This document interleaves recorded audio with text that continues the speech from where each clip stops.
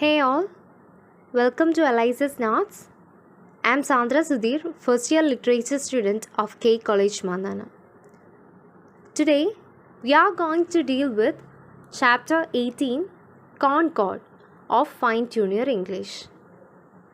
So, what is a concord? Concord means the agreement between the subject and the verb. That is, subjects and verbs must agree with one another. Thus, if a subject is singular, its verb must also be singular. If a subject is plural, its verb must also be plural. For example, Ram writes a letter. Here, Ram is a subject which is singular and writes is a verb. It is also singular. We study English. Here we can see that we is a plural subject and study is a plural verb. So this is the basic rule of concord.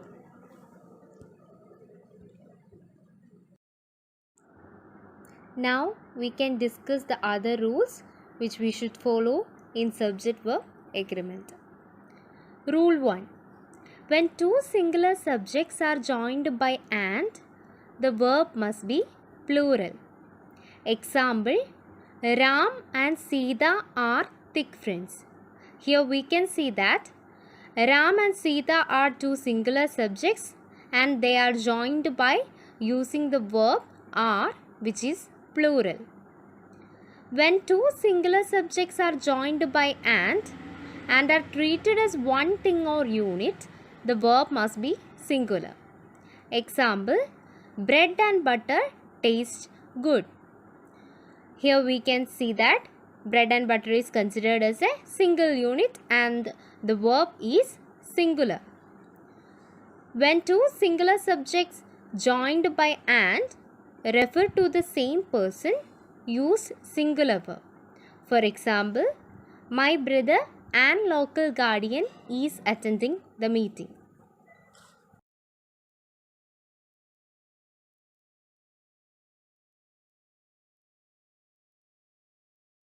Rule 2. A subject that contains both singular or plural nouns and joined by or, either or, neither nor.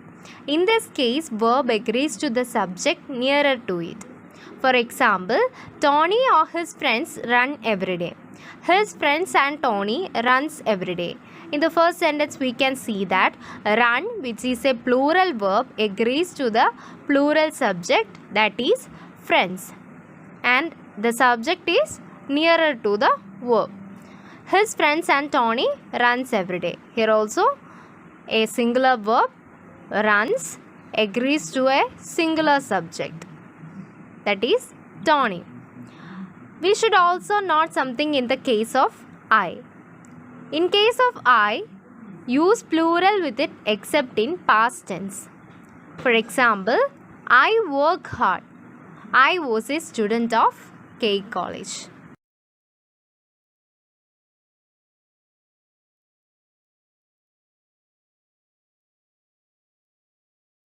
Rule 3.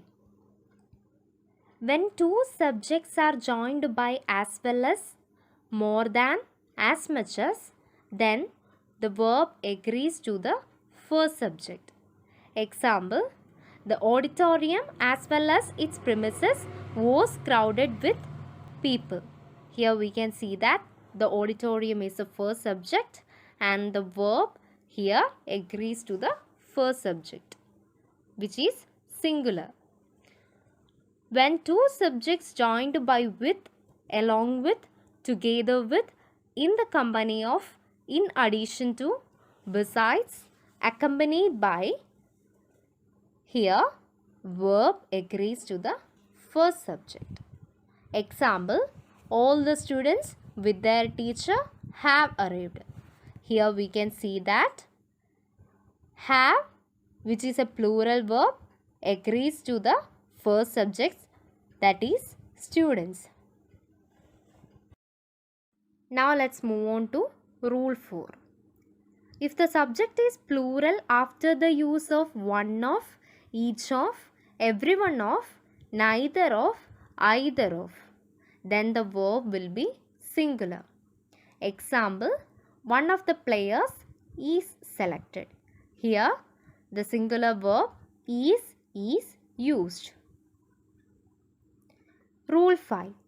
We should use singular verb after indefinite pronouns such as everyone, everybody, someone, somebody, anyone, anybody, no one, nobody, anything, nothing. Example, everybody likes ice cream. Somebody has made a mistake. Rule 6. If it is a countable noun after most of, lot of, a good deal of, plenty of, plenty, the great part of, a great deal, then we should use plural verb. Example, lot of people were there. If it is uncountable, use singular verb. Example, plenty of water is good for health.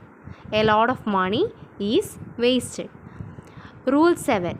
We should use singular verb after collective nouns like furniture, machinery, equipment, people, staff, etc. Example, the furniture was bought. The team is on high spirit. Now let's move on to Rule 8. If the words such as many a, many an, more than one, each, every is followed by a singular subject, then the verb should also be singular. Example, many a student is present today. More than one attempt was made to rush onto the stage. So consider the first example. Many a student is present today. Here we can see that many is followed by a singular subject and the verb here is also singular. Rule 9. If a number of, a great number of, more than two, a majority of, a minority of, several, many, etc. is followed by a plural subject, then the verb should also be plural. Example, a number of students are present today. Here we can see that a number of is followed by a plural subject, that is students, and the verb here is also plural. Here we conclude our session. Thank you for listening.